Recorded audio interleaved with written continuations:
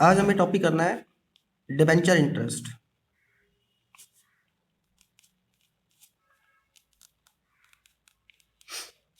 Means आप जानते हो कि कंपनी जब डिबेंचर्स इशू करती है तो डिबेंचर्स पब्लिक से लिया हुआ लोन होता है और इस लोन के ऊपर कंपनी को इंटरेस्ट पे करना होता है।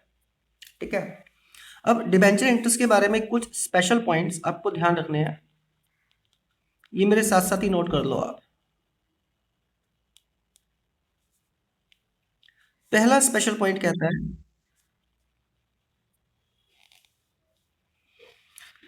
फर्स्ट स्पेशल पॉइंट के accordingly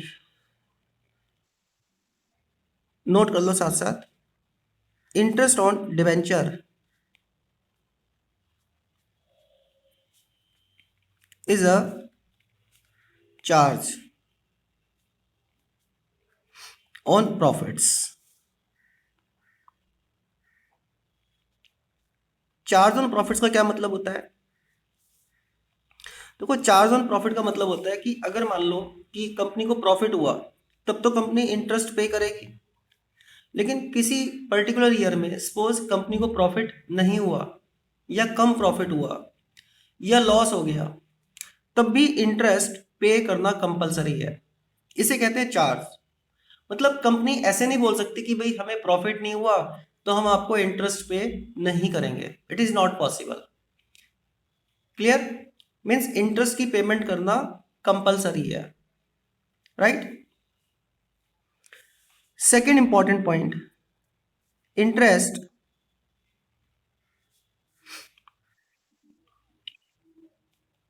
on debenture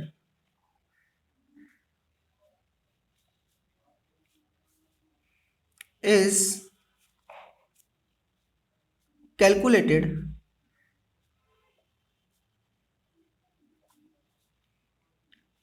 at a fixed rate, fix percentage बोल दो, फिक्स रेट या fix percentage on nominal value.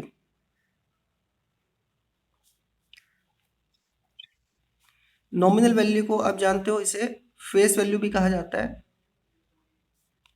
और नॉमिनल वैल्यू या फेस वैल्यू ऑफ डिबेंचर।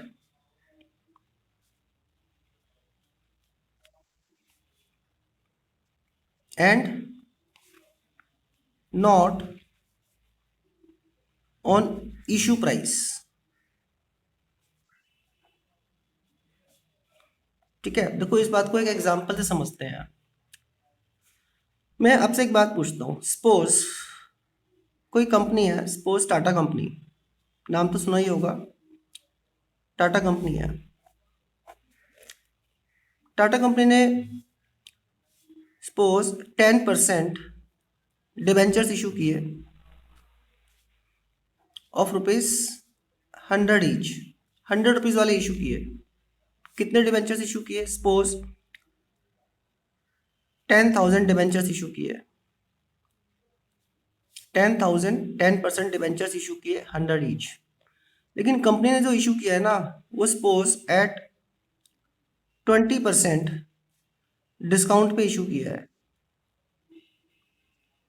ये प्रीमियम भी हो सकता है, डिस्काउंट भी हो सकता है, कुछ भी हो सकता है। तो अब आप एक बात बताओ, फेस वैल्यू ऑफ डिबेंचर कितनी हुई?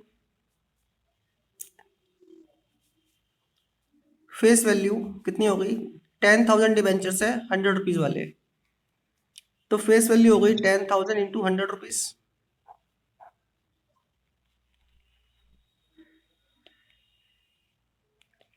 यानी कि 10 लाख रुपीज हो गई फेस वैल्यू। ठीक है ना?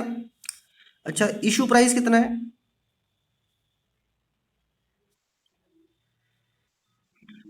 10,000 डिबेंचर्स। अब ध्यान से देखो, कंपनी ने 20% डिस्काउंट पे इशू किए हैं। 20% डिस्काउंट का मतलब हो गया 100 रुपीज का डिबेंचर था, तो 20% डिस्काउंट देने के बाद बचा 80 रुपीज। 80 रुपीज में इशू किया, तो कितना अमाउंट में इशू किया? 8 लाख रुपीज पे। ठीक है। अब मुझे एक बात बताओ कि जो इंटरेस्ट पे किया जाएगा वो 10 लाख रुपीज पे किया जाएगा या 8 लाख रुपीज पे किया जाएगा? बताओ। आपको ध्यान रखना है, सेकंड पॉइंट कहता है interest on debenture is calculated at fix percentage on nominal value. Nominal value यानी कि फेस वैल्यू ऑफ डिबेंचर्स। ठीक है ना, मतलब फेस वैल्यू पे इंटरेस्ट पे किया जाएगा। क्लियर है बात ये? यानी कि इंटरेस्ट हम 10 लाख रुपीज पे पे करेंगे, ना कि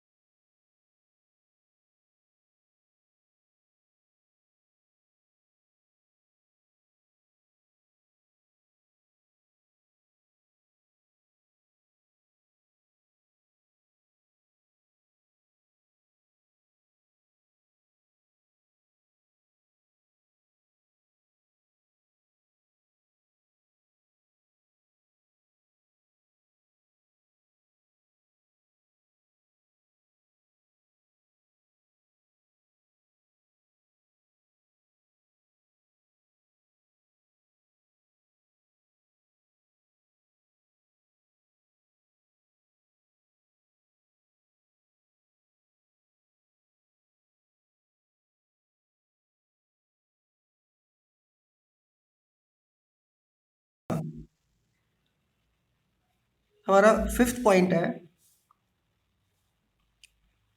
fifth point, interest accrued. Accrued बोल दो या आउटस्टैंडिंग बोल दो।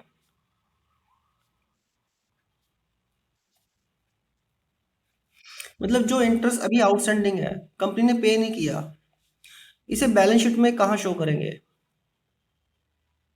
Is shown in balance sheet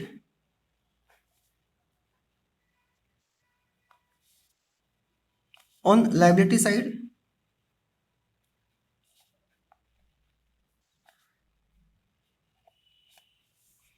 under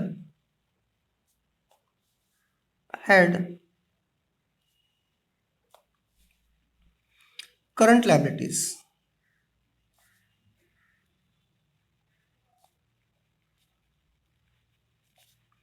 under head current liabilities and सब हेड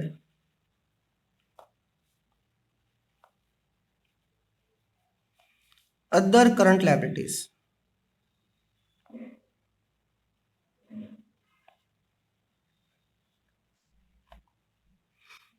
और ये किस रूल के अकॉर्डिंगली है, आपको पता ही है, as per section 129 of companies act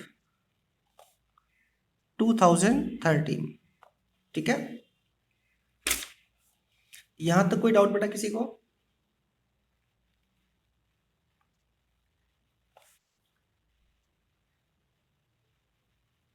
six point, six points है at the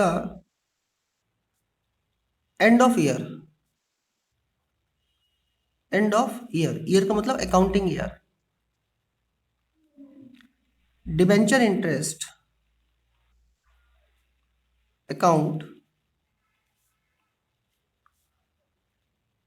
is closed, close कर देते हैं, ठीक है ना, हम एंट्रीज में पढ़ेंगे भी आगे। Is closed by transferring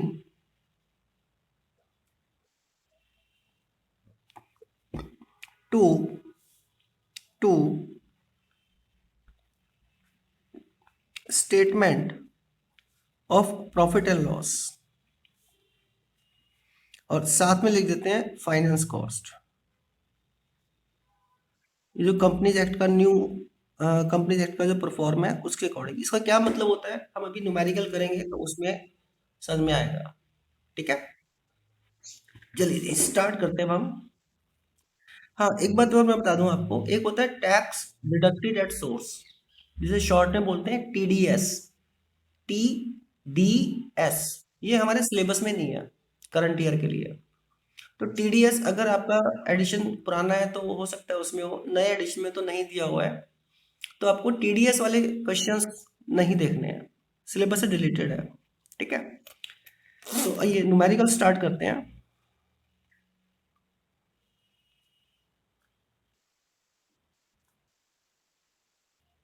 on debenture interest.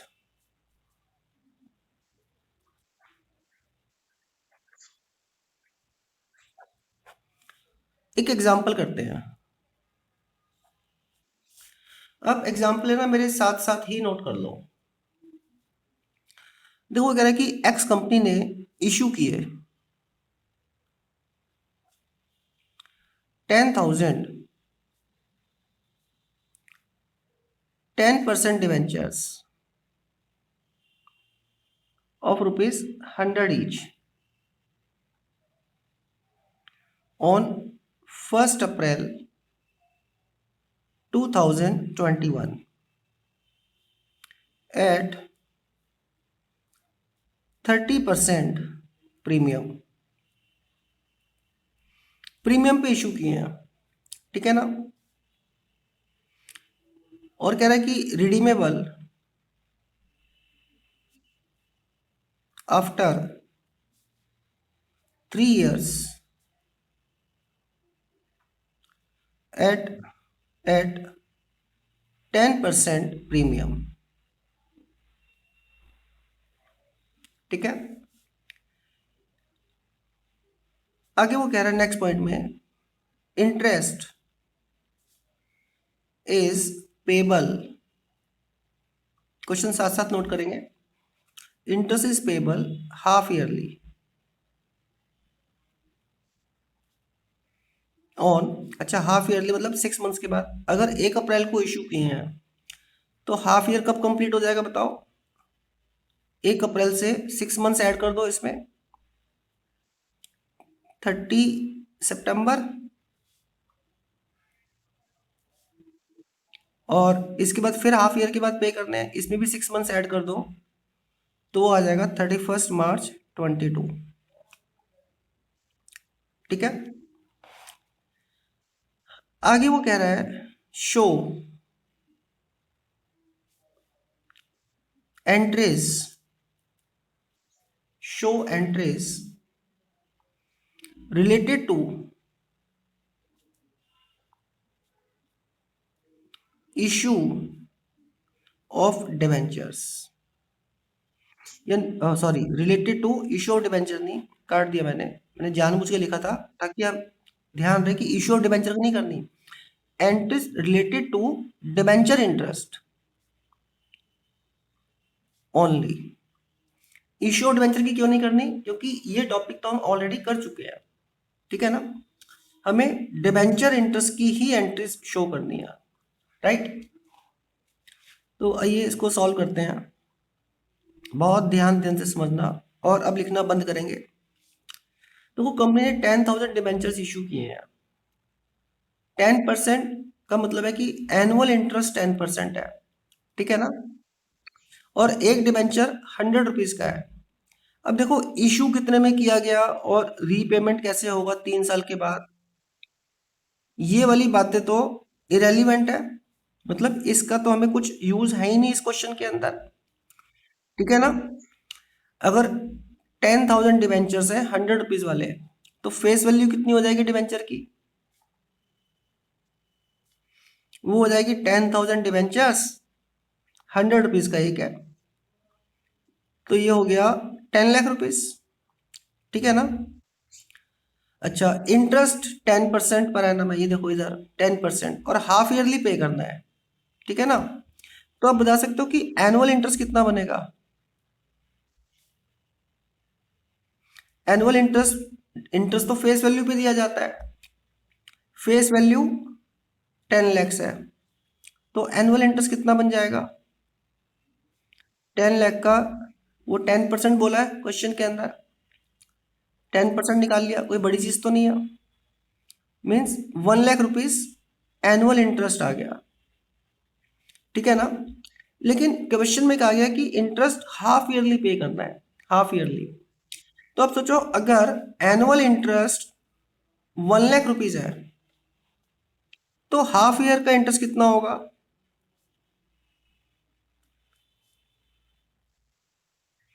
हाँ, यस, 50,000, बिल्कुल सही कह रहे हो आप। 6/12, ठीक है ना, मतलब आधा कर दिया हमने, वो होगा 50,000 रुपीज। ठीक है ना। मतलब कंपनी 50,000 और 50,000 इंटरेस्ट दो बार पे करेगी, एक 30 सितंबर 2021 को, और फिर 31 मार्च 2022 को, 6 मंथ्स के गैप के बाद। ठीक है। अच्छा, क्वेश्चन में कहा क्या गया, आप देखो, जनरल एंट्रीज देनी है related to debenture interest only, debenture interest से रिलेटेड एंट्रीज देनी है। तो आइए हम करते हैं अपनी जनरल एंट्रीज। लिखना बंद करना है अभी, सिर्फ जो मैं बोल रहा हूँ वो सुनते जाना है, लिखना नहीं है। डिवेंचर इंटरेस्ट पहले कब पे किया जाना है, 30 सितंबर 2021 को। ठीक है ना। तो पता है 30 सितंबर 2021 को क्या एंट्री की जाएगी, ध्यान से सुनना, ध्यान से। एंट्री की जाएगी debenture interest account debit to to debenture holders account. कितना है, हाफ ईयरली इंटरेस्ट हमने कैलकुलेट किया था 50,000 रुपीज। एंट्री कर देगा debenture interest account debit to debenture holders account. क्या मतलब है इसका, मैं अभी समझाता हूं, पहले नरेशन लिख लेते हैं। बीइंग डिवेंचर इंटरेस्ट ड्यू, देखो कंपनीज क्या करती हैं, जो इंटरेस्ट होता है ना वो डायरेक्टली पे नहीं किया जाता, पहले डिवेंचर इंटरेस्ट ड्यू किया जाता है। ड्यू करने का मतलब क्या होता है, मैं अभी समझाता हूँ। देखो, ड्यू करने का मतलब है कि हम डिवेंचर होल्डर्स को क्रेडिटर्स बना लेते हैं, क्रेडिटर्स यानी कि लायबिलिटीज बना लेते हैं। ठीक है ना। कौन सा रूल लगा, आप सोचो डिवेंचर इंटरेस्ट कंपनी के लिए तो एक्सपेंस है ना, एक्सपेंस। और हम जानते हैं कि जितने भी एक्सपेंस होते हैं वो डेबिट होते हैं। लेकिन इस एक्सपेंस का हमने भी पेमेंट नहीं किया, हमने मतलब कंपनी ने पेमेंट नहीं किया। कंपनी ने डिबेंचर होल्डर्स को कहा है कि हम आपको पेमेंट करेंगे, तो डिबेंचर होल्डर्स कंपनी के लिए कौन बन गए बताओ, लायबिलिटीज। और हम जानते हैं जितने भी लायबिलिटीज होते हैं वो क्रेडिट होते हैं। ठीक है ना। इसके बाद नेक्स्ट एंट्री क्या होगी, इसी डेट को, सेम डेट को, ये जो हमारी लायबिलिटीज है ना डिबेंचर होल्डर्स, हमारी मतलब कंपनी की, कंपनी इनको पेमेंट कर देगी। और कंपनी जब इस लायबिलिटी को पेमेंट करेगी तो आप मुझे बताओ, ये जो लायबिलिटीज हमारी थी खत्म हो जाएगी नहीं हो जाएगी। जब हम इनको पेमेंट करेंगे तो लायबिलिटीज खत्म होगी। ठीक है ना, प्रोसेस ये होता है रियल लाइफ में। तो ये वाली लायबिलिटीज हमारी खत्म हो जाएगी। और आप जानते हो कि जब लायबिलिटीज खत्म होती है तो उसे डेबिट किया जाता है। तो हम एंट्री कर देंगे डिबेंचर होल्डर्स अकाउंट डेबिट।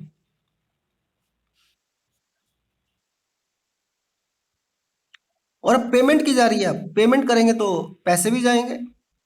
और आप जानते हो कि कंपनी पेमेंट बैंकिंग सिस्टम के थ्रू करती है, तो बैंक से पैसा चला गया। ये किस चीज की एंट्री है, इंटरेस्ट पे करने की। तो नरेशन हो जाएगा हमारे पास, being being debenture interest paid, हमने पे कर दिया। ठीक है ना। ये एंट्रीज हो गई। लेकिन लेकिन अभी हमने ना 6 मंथ का इंटरेस्ट पे किया है, अभी 6 मंथ्स के बाद जब 31 मार्च 2022 आएगा, फिर से हमें इंटरेस्ट पे करना पड़ेगा, ठीक है ना। और जब हम फिर से इंटरेस्ट पे करेंगे तो उसका रिकॉर्डिंग कैसे किया जाएगा, सोच सकते हो? सोचो कैसे करेंगे। कोई बड़ी चीज नहीं पूछ रहा मैं। देखो मैं बताता हूँ आपको, जब 6 मंथ्स के बाद 31 मार्च आ जाएगा तो फिर से यही दो एंट्रीज करनी पड़ेगी, फिर से इंटरेस्ट ड्यू करना पड़ेगा और फिर से पेमेंट करना पड़ेगा। सेम एंट्रीज रिपीट होंगी। कैसे, देखो इधर देखो, हम कर देंगे 31 मार्च 22 को, फिर से एंट्री कर देंगे debenture interest account debit to debenture holders account 50,000 rupees, ठीक है ना। डिबेंचर इंटरेस्ट ड्यू हो गया, फिर इस इंटरेस्ट को हम पे करेंगे, हम मतलब कंपनी पे करेगी डिबेंचर होल्डर्स को। तो क्या एंट्री बताई थी, आप जानती हो, debenture holders account debit to bank account, लो पेमेंट कर दी, ठीक है ना। अब पता है क्या होता है यहाँ पे, एक छोटे सा पॉइंट आपको और ध्यान रखना है। वो कौन सा पॉइंट ध्यान रखना है, बहुत ध्यान से सुनना। देखो इधर देखो, नजर इधर, नजर इधर, ये जो डिबेंचर इंटरेस्ट है कंपनी का एक्सपेंस है, ठीक है ना, कंपनी के लिए तो एक्सपेंस है 50,000 रुपीज, राइट।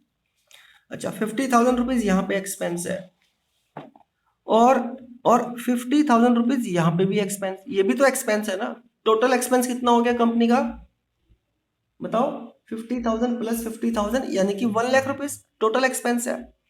तो पता है क्या होता है, साल के एंड में मतलब इसी डेट को जितने भी एक्सपेंस होते हैं उन्हें हम क्लोज कर देते हैं। क्लोज करने का मतलब क्या है, खत्म कर देते हैं। और डिबेंचर इंटरेस्ट क्योंकि डेबिट साइड पे है, तो इसे खत्म करने के लिए हमें क्या करना पड़ेगा, क्रेडिट, तभी तो ये खत्म होगा।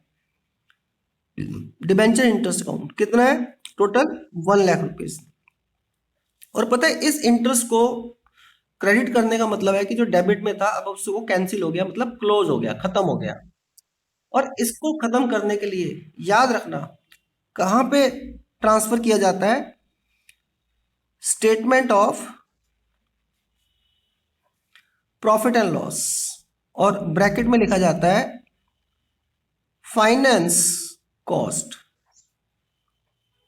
ये हमने जब स्पेशल पॉइंट्स पढ़े थे तब भी ये बात डिस्कस की थी, ठीक है ना। अच्छा इसका नरेशन क्या हो जाएगा, being debenture interest account transfer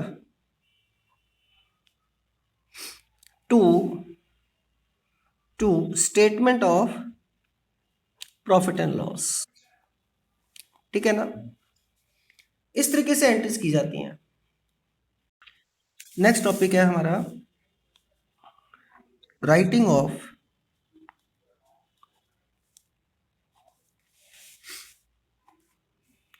discount oblique और loss on issue of debenture.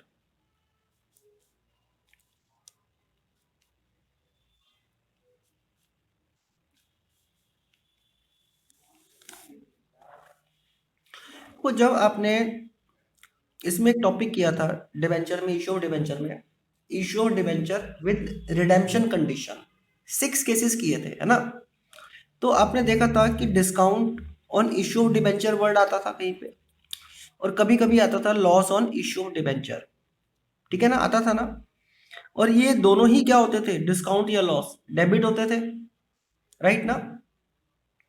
तो ये discount on issue of debenture या loss on issue of debenture जो डेबिट हो गए उसे हमें राइट ऑफ करना पड़ता है। राइट ऑफ का मतलब है उसे हमें खत्म करना पड़ता है। कैसे खत्म करेंगे, क्योंकि पहले अगर हमने डेबिट किए थे इश्यू के टाइम पे तो उसे हमें क्रेडिट करना पड़ता है, तो ये खत्म हो जाते हैं, ठीक है।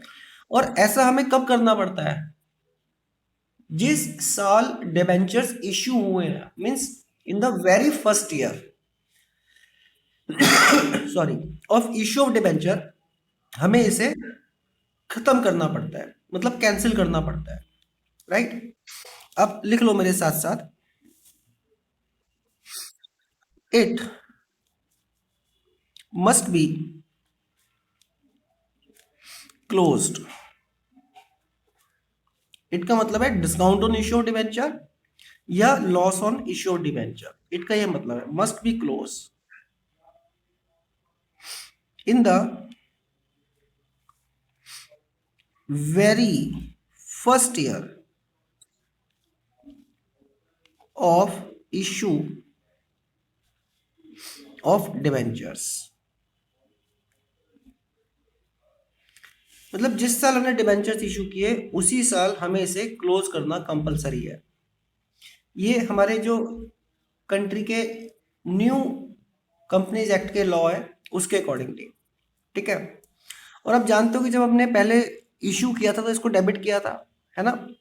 और अब हम इसे क्लोज करना चाह रहे हैं तो हमें क्या करना पड़ेगा, इसे मुझे बताओ, क्या करेंगे, क्या जनरल एंट्री होगी।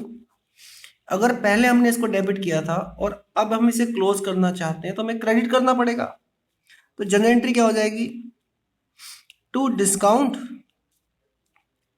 या लॉस जो भी था ऑन इश्यू ऑफ डिवेंचर, जितना भी अमाउंट था वो यहां लिख दिया जाएगा, ठीक है ना। लेकिन अगर हमने किसी अकाउंट को क्रेडिट किया है तो डेबिट भी कुछ ना कुछ करना पड़ेगा। इसे क्लोज करने के लिए कौन सा अकाउंट यूज किया जाएगा, देखो इसके बारे में हमारा कंपनीज एक्ट क्या कहता है। वो कहता है आप यूज करोगे स्टेटमेंट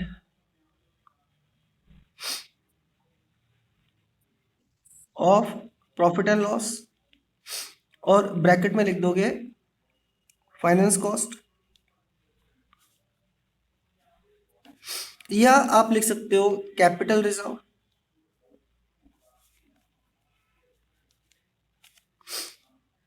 या फिर लिख सकते हो आप सिक्योरिटीज प्रीमियम रिजर्व यानी कि SPR account,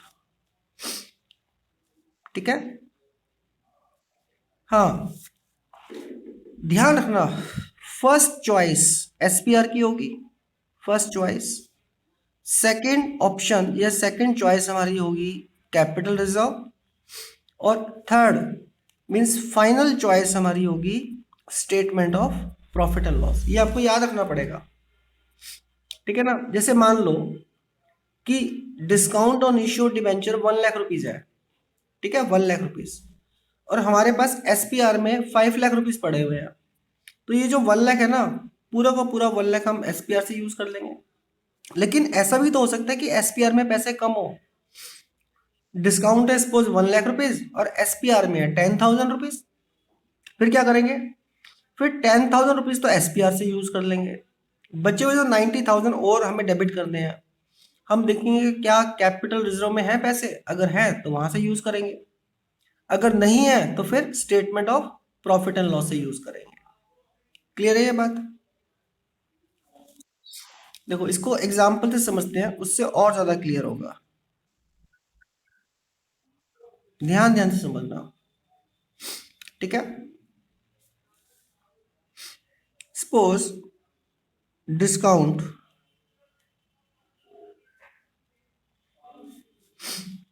on issue of debenture से 1 लाख रुपीज है, ठीक है। क्वेश्चन साथ साथ नोट कर लो। और वो कह रहा है कि बैलेंस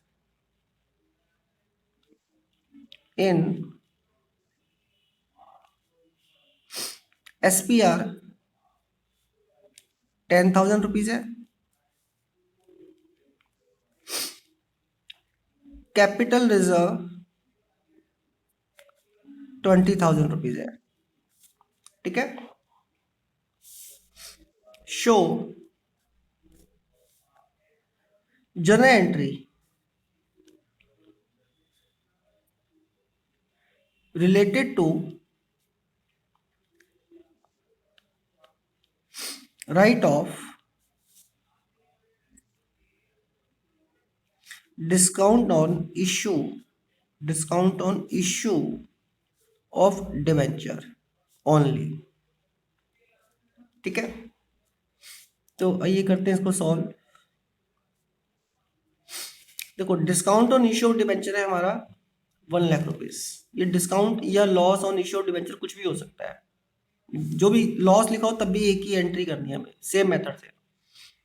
ये जो डिस्काउंट था हमने पहले डेबिट किया हुआ होगा, अब हम इसे खत्म करना चाहते हैं। चाहते हैं कि हमें करना ही होता है, रूल्स है हमारी कंट्री के। तो discount on issue of debenture जो पहले डेबिट था उसे खत्म करने के लिए हमें क्रेडिट करना पड़ेगा। ठीक है ना, तो हम कर देंगे to discount on issue, issue of debenture account, कितना 1 लाख रुपीज। ठीक है, अच्छा इसको हमने क्रेडिट तो कर दिया, डेबिट में भी कुछ आना चाहिए। वो कह रहा है कि एसपीआर में 10,000 है, कैपिटल रिजर्व में 20,000 है, तो बताओ पहले किसको यूज किया जाएगा, एसपीआर को या कैपिटल रिजर्व को? बताओ बताओ बताओ, पहले किसको यूज करेंगे? सोचो, आप जानते हो। दिशिता बताओ।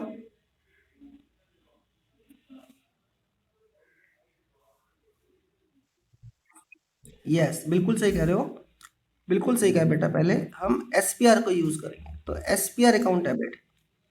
लेकिन देखो देखो ध्यान से देखो, एसपीआर में तो पता है क्या दिक्कत आ रही है कि हमारे पास केवल 10,000 रुपीज है। तो चलो 10,000 तो यूज कर ही ले, फर्स्ट ऑप्शन यहाँ पे था ना। अब सेकंड हम कहाँ यूज करेंगे, कैपिटल रिजर्व को, तो लोग कर लेते हैं कैपिटल रिजर्व भी यूज। लेकिन कैपिटल रिजर्व में तो केवल 20,000 है, अभी भी एंट्री मैच नहीं कर रही। यहाँ पे बेटा जी अभी भी 70,000 रुपीज का डिफरेंस आ रहा है। तो जो बाकी पैसे बच गए वो कहाँ से लेके आए हम? वो हमारी third option, statement of P and L. ठीक है ना, तो हम लिख देंगे statement of P and L account, account नहीं लिखना, स्टेटमेंट, ये स्टेटमेंट है। ठीक है, statement of P and L. अगर हमने अकाउंट लिख दिया यहाँ पे तो पता है क्या होगा, ये गलत होगा। Statement of P and L है ये, स्टेटमेंट, स्टेटमेंट के साथ कभी भी अकाउंट नहीं लिखा जाता। क्लियर? और नरेशन लिख देंगे being discount on issue of debentures right of. खत्म क्वेश्चन। आप इसे नोट कर लीजिए।